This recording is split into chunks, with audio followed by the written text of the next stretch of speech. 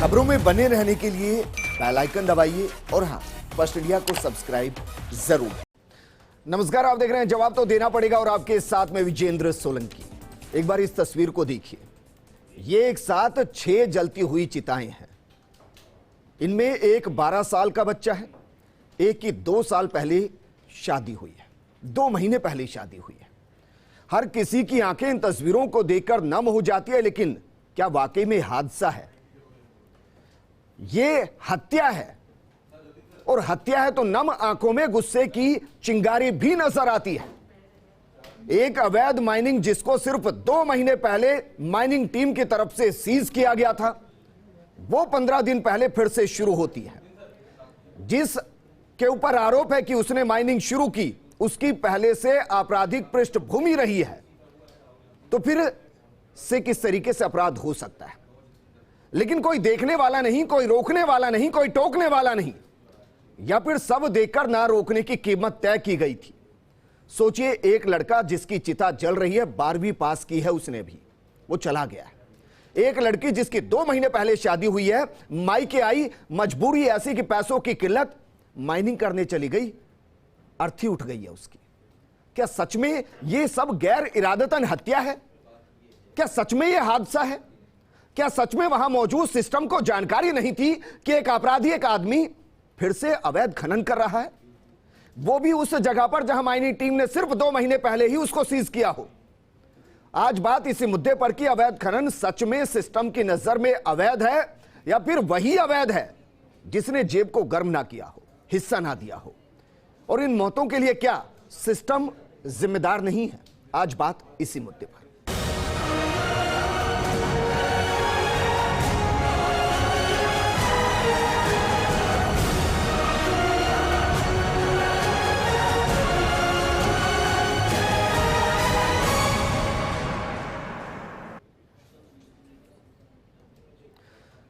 शुरुआत एक आंकड़े के साथ करते हैं। नवंबर 2017 से फरवरी 2021 तक जो आंकड़े आए वो बताते हैं कि 34,072 अवैध खनन के मामले दर्ज किए गए, 207 करोड़ की पेनल्टी लगाई गई।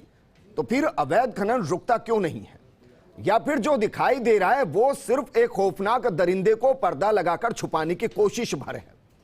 इस मुद्दे पर बात करने के लिए हमारे साथ मौजूद हैं बीजेपी नेता सुरेंद्र नरूका जी, कांग्रेस नेता आरसी चौधरी जी, राजस्थान ग्रेनाइट एसोसिएशन की अध्यक्ष अंबिका मिश्रा जी, हमारे सहयोगी निर्मल तिवारी जी, हमारे साथ मौजूद हैं भारतीय मजदूर संघ के उपाध्यक्ष प्रभाष चौधरी जी।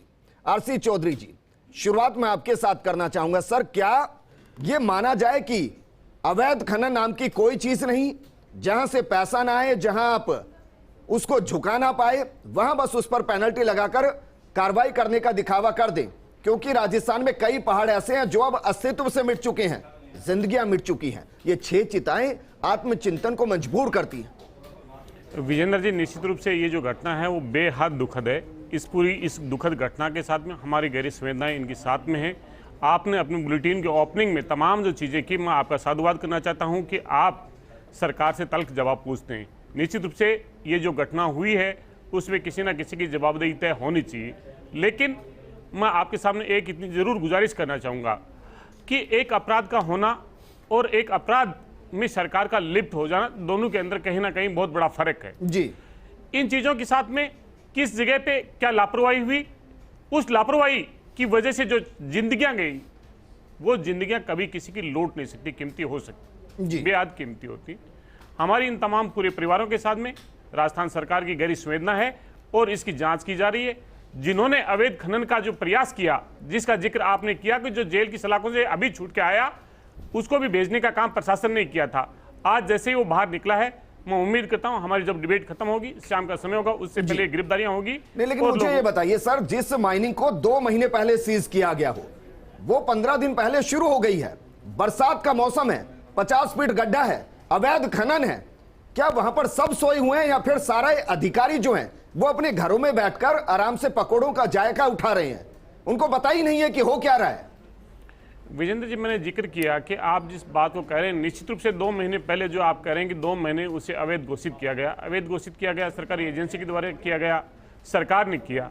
तो उस निगरानी के अंदर क्या चूक हुई जो फिर से खोल दी गई? अगर खोल दिया होता है या तमाम सब चीजें होती तो आप बता दीजिए कि भी खोल दिया गया होगा। अगर हम आगे बात करेंगे तमाम आपके आरोपों के जवाब देंगे, लेकिन ये 2 महीने पहले जो हुआ निर्मल तिवारी जी, सर मैं ये बिल्कुल मानने को तैयार नहीं कि अवैध खनन कहीं पर हो रहा हो और वो आंखों से बच गया हो। एक बार अगर मैं मान भी लूं तो कार्रवाई होने के बाद वहीं पर फिर से शुरू हो जाना, ये किस तरफ इशारा करता है? निश्चित तौर पर विजेंद्र, देखिए इसको दुस्साहस कहेंगे। खोलने की अनुमति अगर सरकार ने, शासन ने या खान विभाग ने नहीं दी और फिर भी अगर वो वहां खनन कर रहा है इस तरह के आपराधिक किस्म का आदमी, व्यक्ति या खनन माफिया, तो निश्चित तौर पर दुस्साहस है और सिस्टम पे कहीं ना कहीं ये बात चोट भी है इस तरह की कि अगर अवैध खनन इस तरह से हो रहा है तो उनकी जानकारी में नहीं है, और जानकारी में है तो उस पर कार्रवाई क्यों नहीं गई। लेकिन अभी चौधरी साहब ने कहा कि इस तरह की घटनाएं पहली घटना, मैं आपको घटना बताता हूं सिलसिलेवार। सितंबर 2020, ज्यादा पीछे नहीं जाते जी, 12 के अटरू के अंदर गोमती नदी के किनारे जो अवैध खनन चल रहा था बजरी का, वहां खदान ढह जाती है, खदान 7 लोग दबते हैं, 4 की मौत। अप्रैल 2021 केकड़ी के अंदर अवैध खनन, 2 बहनों, सगी बहनों की मौत। इससे कुछ दिन पहले बांदीकुई के पास डिगारिया भीम अवैध खनन, 2 की मौत। और अब ये भीलवाड़ा का ताजा मामला जिसमें 7 लोगों की मौत हो जाती है। तो ऐसा नहीं है कि एक जगह हुआ, 2 जगह हुआ, सिलसिलेवार हो रहा है। कारण सीधे तौर पर इस पे यह है विजेंद्र, इसमें देखिए 2 तकनीकी पहलू हैं।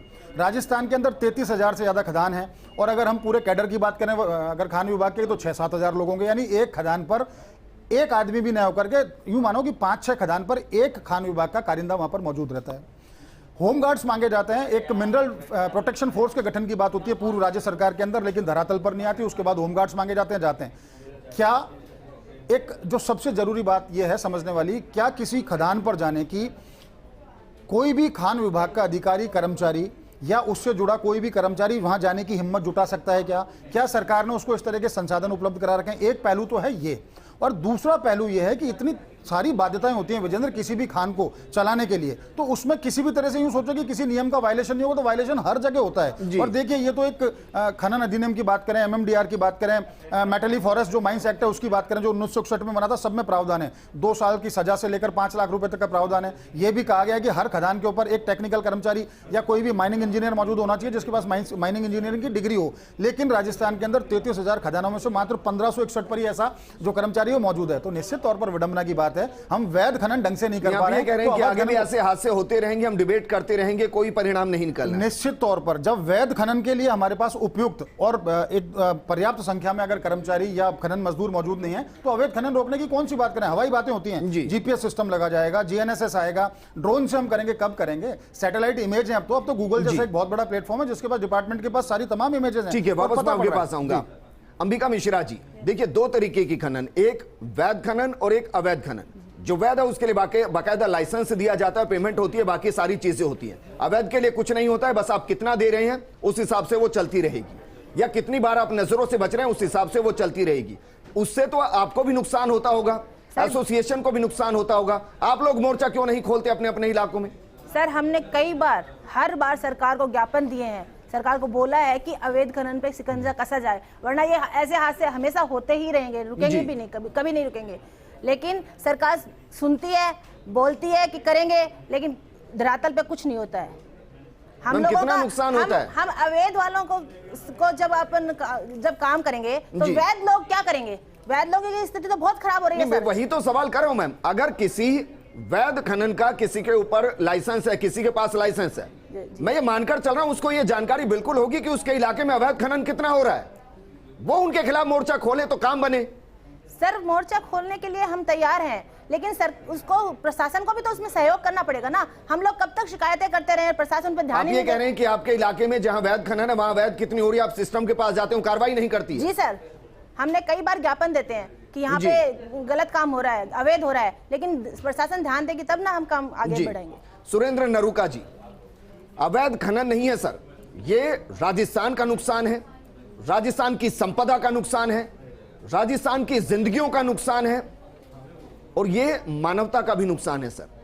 बतौर विपक्ष में बैठे ये सब दिखाई नहीं देता जब ये दावा किया जाता है कि राजस्थान के अंदर 80 लाख एक्टिव कार्यकर्ता हैं बीजेपी के। ये दावा बीजेपी करती है सर। इसका मतलब मैं निकाल कर चलता हूं, लगभग हर 10 आदमी पर एक आदमी है। 8 करोड़ के आसपास की आबादी है। इतनी भी मॉनिटरिंग नहीं कर पा रहे तो फिर क्या कर रहे हैं? विजेंद्र जी, जहां तक मॉनिटरिंग की बात है, जब ऐसे अवैध खनन और ऐसे अवैध कार्य में सरकार लिप्त हो तो भारतीय जनता पार्टी का कार्यकर्ता हर जगह मांगा विरोध कर रहा है। आप सरकार की लिप्तता के बारे में बताऊं तो भरत सिंह जी जो इनके पूर्व कैबिनेट मंत्री थे, उन्होंने बाकायदा ये आरोप लगाया कि साहब जो खनन मंत्री है वो भ्रष्टाचार कर रहा है, अवैध खनन का काम कर रहा है। जी। आप 25 दिसंबर 2020 में मुख्यमंत्री भवन पे अशोक गहलोत जी ने खुद ने अपना वक्तव्य दिया और उसमें एक माना कि सबसे बड़ी भूल है कि मैं इस खनन के जो अवैध है उसको मैं रोक नहीं पा रहा हूं। और आज उसके बाद में इन्होंने एक एस्कॉर्ट फोर्स भी बनाई, आपने आईएएस ऑफिसरों की एक टीम भी बनाई, आपने जैसे ड्रोन से उसके निरीक्षण करने की बात भी कही, लेकिन कहीं भी इसमें कहीं कमी नहीं आ रही। आप एक आम आदमी की बात कर रहे हो नहीं, लेकिन क्या बीजेपी के दौर में कमी आई थी सर? पुलिस मर मुझे रही है, ऐसा लगता है कि सबसे बड़ा कारोबारी राजस्थान में अवैध खनन हो चला है। खत्म हो गए। संजय नरूका जी, क्या बीजेपी के दौर में आई थी? सर एक आंकड़ा अपने दर्शकों के सामने रख रहा हूं, आप जवाब दीजिएगा उसका। विजेंद्र जी पहले मैं मेरी बात बीजेपी शासित राजस्थान 2013-14 में जहां राजस्थान के अंदर 2953 मामले आए थे, वो 2016-17 में बढ़कर 3945 मामले हो गए थे। और ये केंद्र की सूची थी सर, इसमें टॉप 3 पर पता है कौन थे? मध्य प्रदेश, गुजरात और राजस्थान। और ये बताने की जरूरत नहीं कि तीनों जगह बीजेपी की सरकारें थी। सर आपने आंकड़े जो बताए विजेंद्र जी, मैं उन आंकड़ों के ऊपर ही बात कर लेता हूं कि आज राजस्थान अपराध के मामले में सबसे टॉप पे है। किस कारण से? सरकार उन अपराधियों का संरक्षण दे रही है। जो राजस्थान पुलिस का जो एक क्लू था उसको हटा दिया गया, अपराधों में भय, अपराधियों में आंकड़े के जरिए भी पता चल रहा है। यही तो सवाल कर रहा हूं। इसके अवैध जो खनन है उसका पूरा जो यहाँ के मंत्री तक है तो उसमें साथ दे रहे हैं। आपके यहाँ के जो कर्मचारी अधिकारी हैं वो कुछ कर नहीं रहे, पुलिस जवान है वो मर रहे हैं, पुलिस की अवैध वसूली कर रही है, एस्कॉर्ट पुलिस लगाती है। मैं ये कह रहा हूं कि बीजेपी के दौर में क्या ये आंकड़ा घटा? मैं ये पूछ रहा हूं आपसे। विपक्ष के चश्मे से आप देखते हैं तो हजारों कमियां नजर आती है, लेकिन सत्ता में बैठकर वही सब कुछ मलाई नजर आने लगती है। मैं ये सवाल आपसे कर रहा हूं, आपके दौर में एक साल बताइए जब अवैध खनन के आंकड़े कम हुए। हमारे दौर के अंदर इस तरीके से लोगों की हत्या और पुलिस की हत्या आप बताएं कब हुई?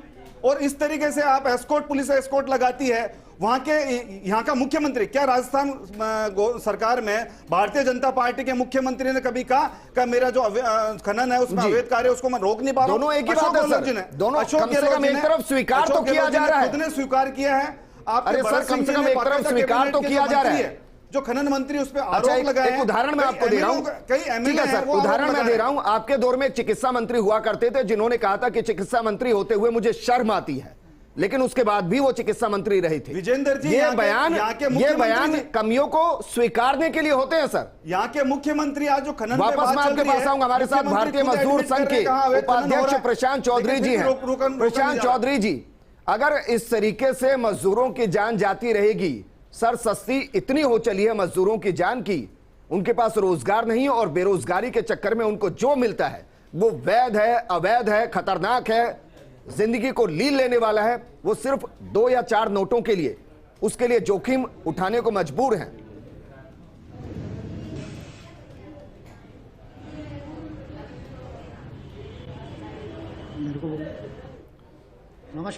नमस्कार जी। भारतीय मजदूर संघ ने अनेकों बार प्रशासन को, और खास करके भीलवाड़ा जिले की मैं बात कर रहा हूँ।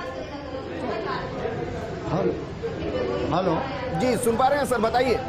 तो अनेकों बार हमने यहाँ ज्ञापन दिए हैं और यहाँ के, हाँ सर मैं वही निवेदन कर रहा हूँ, अनेकों बार हमने ज्ञापन दिए हैं। अभी मैं बहस सुन रहा था दोनों नेताओं के, दोनों राजनीतिक दलों के लोगों की जी, तो मेरे को बड़ा आश्चर्य हो रहा था कि दोनों एक दूसरे पर आरोप लगा करके क्या साबित करना चाहते हैं। एक मौजूद शेर मुझे याद आता है, किस किस के हाथ पे देखूं खून के छींटे, तमाम शहर दस्ताने पहने हुए। ना कोई बीजेपी के राज में अवैध खनन रुका, ना कोई कांग्रेस के राज में रुक रहा जी, क्योंकि नेताओं के संरक्षण में ये चल रहा है। यहाँ सारे नेता जो यहाँ हैं वो सारे नेता इन्वॉल्व हैं जी। आप कम से कम आप ये भीलवाड़ा जिले की मैं बात करता हूँ, 100 से अधिक जगह अवैध खनन हो रहा है और मजदूर मर रहा है। अभी जहाँ ये हादसा हुआ है मांडल तहसील में लाछोड़ा गांव में, 7 आदमियों की जिंदगी लील गया। अब आप देखिए प्रशासन की हृदयहीनता कि 1-1 लाख रुपए देकर के आप उनको खरीदना चाहते हो क्या जी। अभी थोड़े दिन पहले की बात है, आगूचा में एक हादसा हुआ, वो तो वैध खनन है। आगूचा में एक हादसा हुआ, आदमी मर गया ठेकेदार का खान में दब के, और उस आदमी को 6 लाख रुपए का मुआवजा इसी प्रशासन ने दिलाया। तो ये प्रशासन के पास DLF का जो फंड है उसमें करोड़ों रुपए वो किस काम आएंगे? क्या उस मजदूर के परिवार को वो ज्यादा मुआवजा नहीं दे सकते थे? 1 लाख दे करके उनको रवाना कर दिया। जी। मेरा केवल इतना कहना है, भारतीय मजदूर संघ ये मांग करता है कि अगर ये इसी प्रकार से मजदूर मरते रहे और ये अधिकारी मिली भगत करके प्रशासन और राजनेताओं के साथ बैठ करके जी। और ये इसी प्रकार से अवैध लेकिन खनन सर आप ये कह रहे हैं कि भीलवाड़ा के अंदर 100 से ज्यादा अवैध खनन हो रहे हैं। जब ये जानकारी आपके पास है तो वहां के सिस्टम के पास भी होगी, वहां के अधिकारियों के पास भी होगी, उन पर कार्रवाई क्यों नहीं होती? अधिकारी को सस्पेंड करना चाहिए, उसको घर भेजना चाहिए और मृत्यु का उस पर मुकदमा चलना चाहिए जी। वो ज्यादा जिम्मेदार है। वो क्या करते हैं यहाँ बैठ करके? सही सवाल आपने उठाया सर आरसी चौधरी जी। इसमें कोई किंतु परंतु नहीं है सर कि अगर कहीं अवैध खनन हो रहा है, ऐसी जगह पर हो रहा है जिसको सील कर दिया गया हो, तो फिर सिस्टम या तो वहां सिस्टम कहलाने के लायक नहीं है या सिस्टम ही उस सिस्टम का हिस्सा बन चुका है। दोनों में से एक बात तो होगी सर, और दोनों ही स्थिति में आम जनता के लिए उस सिस्टम की कोई जरूरत नहीं। विजेंद्र जी, मैं ये कहना चाहूंगा कि जिस प्रकार से जो मुद्दा है, जिस प्रकार से आपके स्क्रीन पे लगातार आप जलती हुई चिताएं जो दिखा रहे हैं जी, उन चिताओं को देखते हुए मैं ये सोच रहा था कि भारतीय जनता पार्टी के नेता मुझे लगता नहीं कि दलगत राजनीति करेंगे, लेकिन जिस प्रकार से उन्होंने आरोप और प्रत्यारोप की जो बातें की, इस चैनल पे बैठ के मुझे भी उन चीजों का कुछ जवाब देना पड़ेगा। निश्चित रूप से चाहे मजदूर संघ के नेता हो, चाहे हमारे तिवारी जी हो, निर्मल जी ने जिस प्रकार से कहा, सितंबर से लेकर आज तक का जो जिक्र किया, नहर के पास में जिन दुर्घटनाओं का जो जिक्र किया, निश्चित रूप से जो जवाबदेही के साथ में, लेकिन क्या इसके अंदर कौन लोग इन्वॉल्वमेंट हैं? मैं मजदूर संघ के नेता से ये गुजारिश करना चाहूंगा कि सिर्फ वो मुआवजे की ही बात करते हैं, इस मौत के जिम्मेदार लोगों को कटघरे में खड़ा करने का वो कब प्रयास करेंगे, कब वो जाएंगे और वहां पे FIR दर्ज कराएंगे? मैं साधुवाद देना चाहूंगा कि आप आइए, हम आपके साथ के मिलकर वो लड़ाई लड़ेंगे। लेकिन मैं ये कहता हूं विजेंद्र जी, सजा मिलनी चाहिए। विजेंद्र जी, मैं कहता हूं अधिकारी, नेता, मैं कहता हूं राज का जो भी लापरवाह है उसको सजा मिलनी चाहिए। मैं विजेंद्र जी ये निवेदन करना चाहूंगी कि राज का कानून और कानून का राज दोनों में बहुत बड़ा फर्क है। यहाँ पे कानून का राज है, भारतीय जनता पार्टी के समय में राज का कानून होता था। एक मैं बात पूरी कर दूं, मैं पूरी, हाँ देखिए, मैं पूछ रहा हूं, ये कानून है? जगह जगह अवैध खनन हो रहा है, आप ये कह रहे हैं कानून है सर? जवाब दे दूं, आप मुझे कहें तो मैं जवाब दे दूं। नहीं, आप मुझे बताइए ना, कहने से थोड़ी ना कानून का राज हो जाता है सर। आप मुझे बताइए ना सर। बोलने का अवसर दीजिए ना, बोलने का अवसर दीजिए ना, बोलने का अवसर दीजिए साहब। मैं ये कह रहा हूं कि अगर ये कानून का राज नहीं होता तो भारतीय जनता पार्टी की सरकार के दौरान 30 अक्टूबर 2014 को जब नई खनन नीति आती है और नए खनन के अलॉटमेंट पे रोक लगा दी जाती है, उसके बाद में 24 सितंबर से लेकर 12 जनवरी तक किस प्रकार से 653 अवैध खनन आवंटन होता है, किस प्रकार से सचिन पायलट जी कांग्रेस के तत्कालीन अध्यक्ष थे 45,000 करोड़ के अवैध खननों को ना सिर्फ निरस्त कराया। भारतीय जनता पार्टी के नेताओं में दम है तो आना चाहिए। जिस प्रकार सचिन पायलट जी ने बोलना चाहता हूं, जिस प्रकार से जो बातें कही, इसमें FIR दर्ज करनी चाहिए, तो मुख्यमंत्री के खिलाफ क्यों FIR दर्ज नहीं हो रही थी? राजस्थान के मुख्यमंत्री के खिलाफ FIR दर्ज क्यों? जिस मुख्यमंत्री को ये पता है अवैध खनन हो रहा है, जिस मुख्यमंत्री को ये पता है अवैध खनन हो रहा है, तो ये FIR उसके खिलाफ क्यों दर्ज नहीं हो? जब आप FIR की बात कर रहे हो तो मुख्यमंत्री खनन मंत्री के खिलाफ रिपोर्ट दर्ज करनी। ठीक है, अब दोनों रुक जाइए, मेरे पास वक्त की कमी। ठीक है, निर्मल तिवारी जी, फाइनल कमेंट में आपसे चाहूंगा सर, इस तरीके के हादसे आगे ऐसे ना हो, सरकार को भी नुकसान ना हो, राजस्व का भी नुकसान ना हो, संपदा को भी नुकसान ना हो, खनन बची रहे और वैध तरीके से चले, इसका समाधान क्या है सर? बहुत संक्षिप्त में बता रहा हूं विजेंद्र, बहुत जल्दी से, क्योंकि हमारे पास समय की भी कमी होती है। अवैध खनन 2 तरह से होता है। एक तो वो जिसके पास वैध लाइसेंस है लेकिन वो अपने क्षेत्र का वायलेशन करके बगल में खनन कर रहा है। दूसरा वो जिसके पास किसी तरह का लाइसेंस नहीं और अवैध खनन कर रहा है और किसी तरह के सेफ्टी मेजर्स नहीं अपना रहा। अब देखिए, रहा सवाल, चौधरी जी के साथ मैं लंबी बहस कर सकता हूं, हम नरूका जी, हम सब बैठ करके बहुत 1-2 दिन तक बोल सकते हैं, क्योंकि विषय ऐसा है, खनन सेफ्टी की बात है, खनन मजदूरों की बात है, उनके हितों की बात है। अब इसका एक ही इलाज हो सकता है कि प्रदेश के अंदर जहां भी अवैध खनन हो रहा है, आप क्यों ना उसको नियमित कर दें, ताकि उसको रेगुलराइज करने से 2 फायदे होंगे। एक तो वो वैध खनन की श्रेणी में आ जाएगा, सरकार को रेवेन्यू मिलने लग जाएगा। दूसरा, उसको मजबूरन माइन सेफ्टी के तमाम जितने भी उसके जितना भी उसके मानक बने उनको सबको अपनाना पड़ेगा। चाहे वैट ड्रिलिंग की बात हो, मास्क लगाने की बात हो, सिलिकोसिस को लेकर के जो तमाम जो समस्याएं होती हैं, एस्बेस्टोसिस को लेकर होती हैं, उन तमाम सेफ्टी मेजर्स का उसको पालन करना पड़ेगा। सरकार को के प्रति उसकी जवाबदेही हो जाएगी, क्योंकि अवैध खनन रोकने के लिए सरकार के पास ऐसा कोई जादुई चिराग नहीं है कि एकदम से इसको रेगुलाइज ही कर दिया। बिल्कुल, इसको रेगुलाइज कर दें, एकमात्र इसका हल यही निकल सकता है, उसके अलावा कोई तरीका नहीं, क्योंकि इतने संसाधन और अंबिका मिश्रा जी मिल सकता। अंबिका मिश्रा जी, फाइनल कमेंट में आपसे चाहूंगा मैम, किस तरीके से रोका जाए, क्योंकि देखिए ये एक गंभीर मुद्दा है, इस पे कितनी ही डिबेट कर लीजिए, एक कंक्लूड आपके हिसाब से क्या होना चाहिए? मेरे हिसाब से हम एसोसिएशन के हिसाब से सर, हमने पहले भी मैसेज दिया, सरकार को ज्ञापन दिया है कि जो भी लीजें चल रही हैं उनको, जो अवैध चल रही हैं, जिनके अवैध के आंकड़े बन रहे हैं, उन सबको वैध में डाल दिया जाए, ताकि लोग उसमें वैध तरीके से सरकार को रेवेन्यू भी दे, रॉयल्टी भी दे और काम है ना उन वैध भी हो जाए, ताकि अवैध के मामले ही ना बने, मेरा जहां तक मानना है। ठीक है आरसी चौधरी जी, क्योंकि आप सरकार में बैठे हैं, सबसे पहले तो मैं यही जानना चाहूंगा कि आप मुझे अंत में यह बता दीजिए कि सिक्योरिटी के लिए, इनको रोकने के लिए क्या क्या बढ़ाया गया है? मैन पावर बढ़ाई गई, पुलिसिंग बढ़ाई गई, अलग से कोई फोर्स बनाई गई, उनको अलग से पावर दी गई, क्या किया गया है? बातों से थोड़ी ना रुक जाएगा अवैध खनन। विजेंद्र जी, आप जो बातें कह रहे हैं, मैं कह रहा हूं सरकार का संलिप्त हो जाना और सरकार की कार्रवाई करना, तमाम जो आंकड़े मैं पुनरावृत्ति नहीं करना चाह रहा, आपने कहा 34,207 करोड़ रुपए रेवेन्यू उन्होंने पेनल्टी लगा मैं ये कह रहा हूं कि सरकार की विजिलेंस क्या किया गया, पुलिसिंग को मजबूत किया गया, मैन पावर बढ़ाई गई, मैं कह रहा हूं कि उनको एक्स्ट्रा हथियार दिए गए कि आप उनके ऊपर कार्रवाई कीजिए, कुछ किया गया?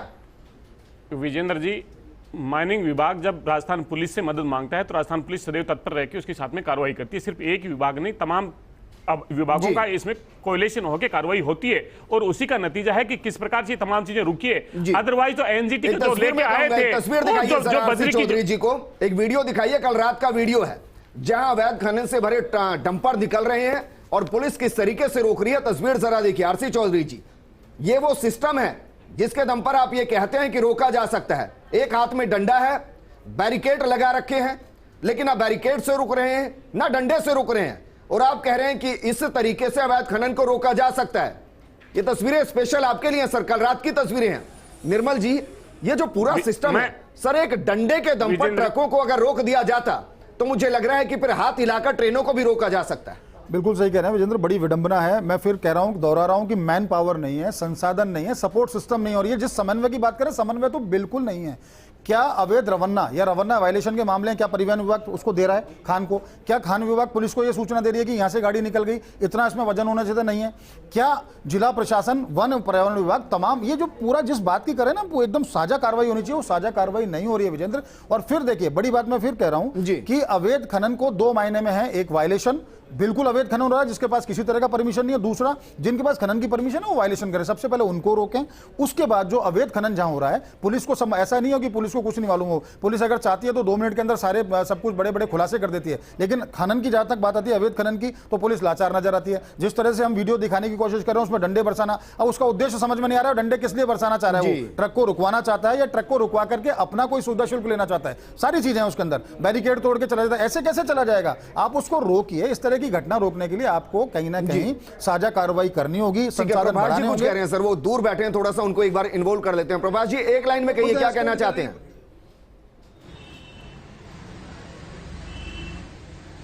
मैं ये कहना चाह रहा हूं भाई साहब, विभीषण इनमें सब में प्रशासन के लोग ही सूचना देते हैं अवैध खनन वालों को कि भाई ये छापा पड़ने वाला है, पुलिस एस्कॉर्ट करती है उसको।